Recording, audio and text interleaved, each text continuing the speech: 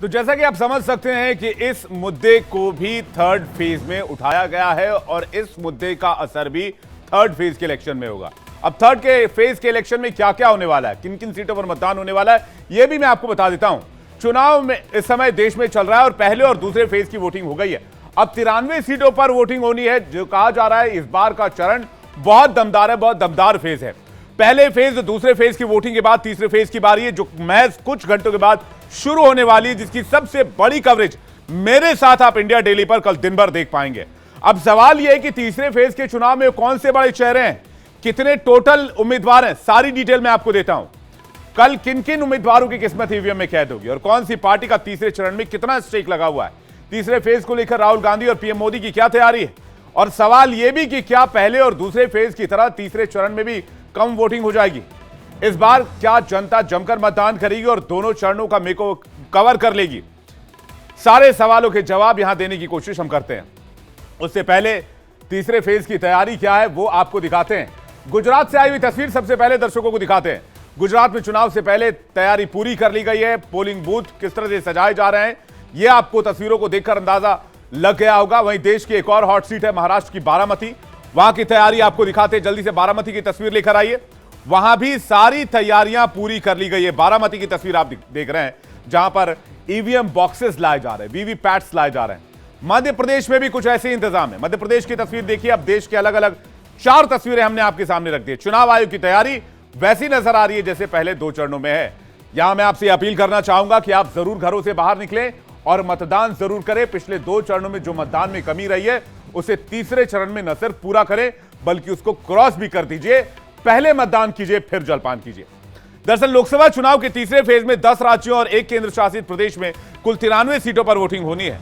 इससे पहले इस फेज में 10 राज्यों के और 2 केंद्र शासित प्रदेशों की 95 सीटें थी, लेकिन 21 अप्रैल को सूरत से कांग्रेस प्रत्याशी का पर्चा रद्द होने और 8 कैंडिडेट के नाम वापस लेने के बाद बीजेपी के मुकेश दलाल निर्विरोध निर्वाचित हो चुके हैं। वहीं जम्मू कश्मीर में खराब मौसम की वजह से अनंतनाग और राजौरी सीट का चुनाव टाल दिया गया है। अब यहां छठे फेज में 25 मई को वोट डाले जाएंगे। इसके अलावा मध्य प्रदेश की बैतूल सीट से बसपा प्रत्याशी के निधन के बाद सेकंड फेज 26 अप्रैल को होने वाली वोटिंग 7 मई को शिफ्ट कर दी गई है।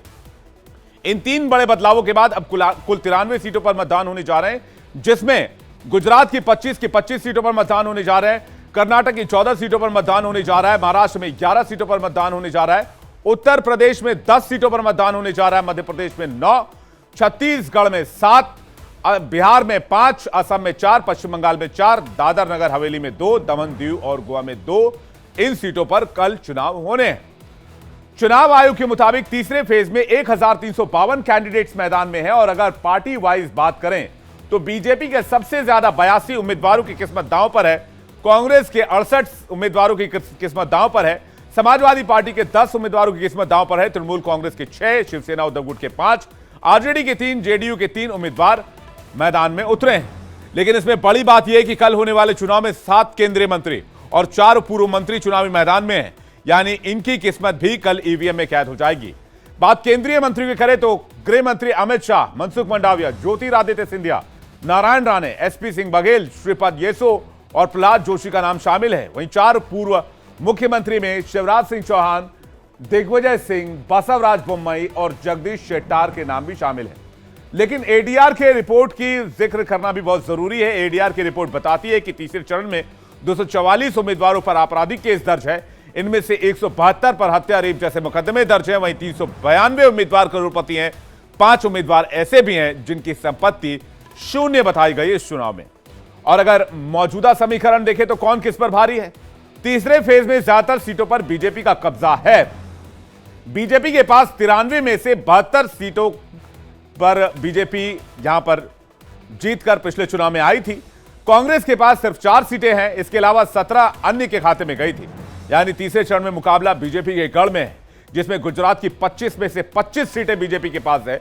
इसी तरह एमपी की जिन 9 सीटों पर चुनाव है उस पर भी बीजेपी ने पिछले चुनाव में क्लीन स्वीप किया है। छत्तीसगढ़ की 7 में से 6 सीटें बीजेपी ने अपने नाम की थी। कर्नाटक की सभी 14 सीटों पर कब्जा किया था।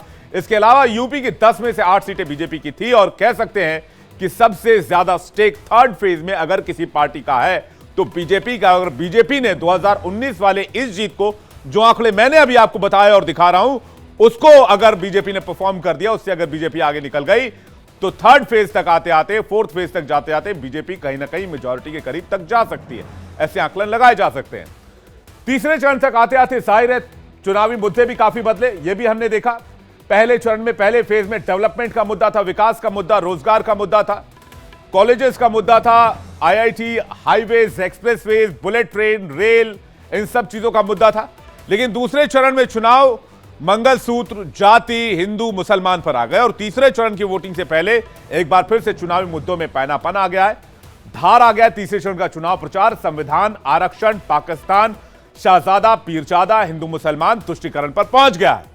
सवाल यह कि क्या तीसरे चरण में मतदाताओं के बीच चुनावी रुझान देखने को मिलेगा?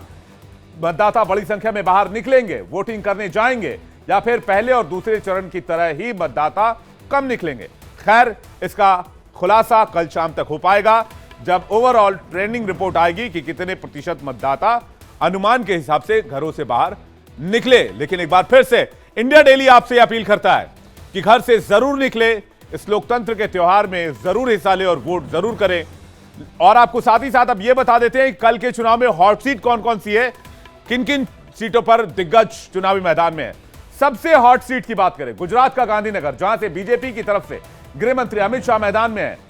2019 में रिकॉर्ड वोट से जीते थे। उनके सामने कांग्रेस की सोनल रमन भाई पटेल हैं, जो कांग्रेस की सेक्रेटरी हैं और गुजरात महिला कांग्रेस की अध्यक्ष रह चुकी हैं।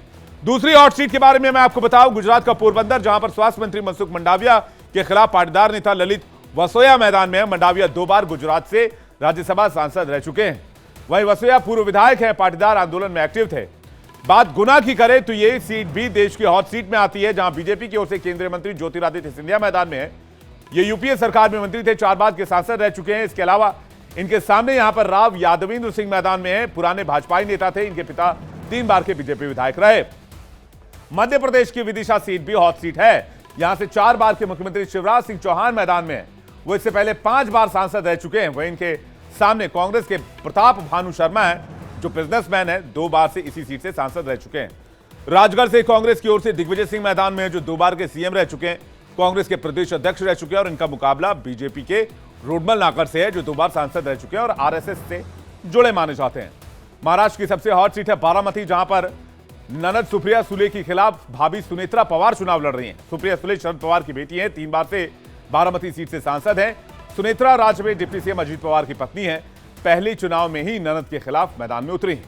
यूपी के आगरा से केंद्रीय मंत्री एसपी सिंह बघेल के खिलाफ सपा से सुरेश चंद करदम चुनाव लड़ रहे हैं। बघेल 4 बार सांसद रह चुके हैं। वहीं सुरेश व्यापारी हैं, पहले बसपा के टिकट पर मेयर का चुनाव लड़ चुके हैं।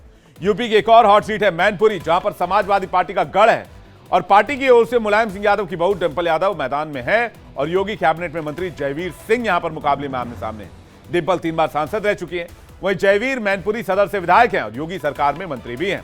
कर्नाटक में पूर्व सीएम बोम्मई के सामने आनंद स्वामी हैं। बोम्मई अभी शिगांव से विधायक है, येदियुरप्पा के करीबी माने जाते हैं। वहीं आनंद स्वामी पूर्व विधायक के बेटे हैं और इससे पहले 2 बार चुनाव हार चुके हैं।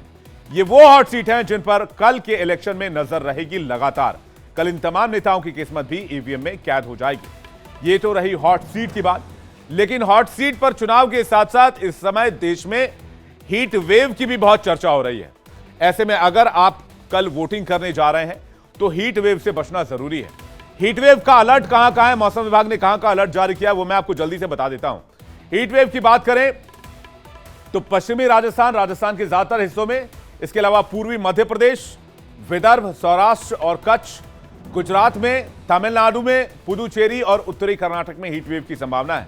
ऐसे में देश हित में मतदान जरूरी है और आपकी सेहत का ध्यान भी बहुत जरूरी है। चिलचिलाती धूप और लू से बचना भी जरूरी है।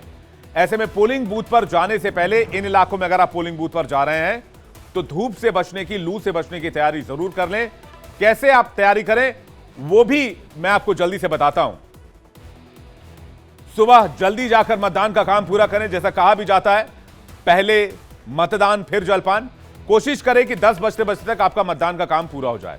धूप अगर तेज है तो छाते का इस्तेमाल जरूर करें। साथ में पानी की एक बोतल जरूर रखें।